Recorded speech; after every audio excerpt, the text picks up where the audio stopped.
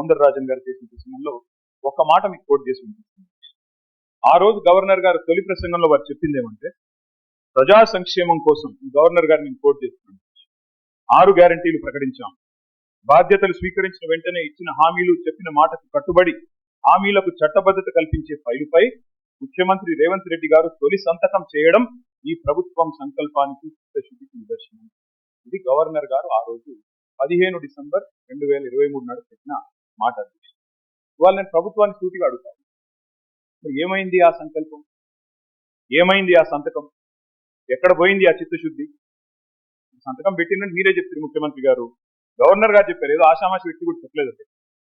ఆ తర్వాత అధ్యక్ష 2024 గవర్నర్ ప్రసంగం అయిపోయింది, 25 అయిపోయింది, ఇప్పుడు 26 కూడా నిన్న అయిపోయింది.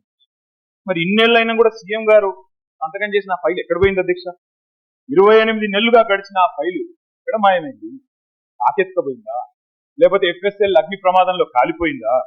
లేకపోతే మరి విచిత్రమైన విషయం అధ్యక్ష, ఇది ఒక గవర్నర్ గారు చెప్పిన మాట కాదు, మీ బాస్ రాహుల్ గాంధీ గారు చెప్పిన మాట. తొలి క్యాబినెట్ లోనే 6 గ్యారంటీలకు చట్టబద్ధత కల్పిస్తాం. తొలి క్యాబినెట్, ఇప్పటికి నాకు తెలిసి ఒక 50-60 సమావేశాలు అయినట్టు క్యాబినెట్.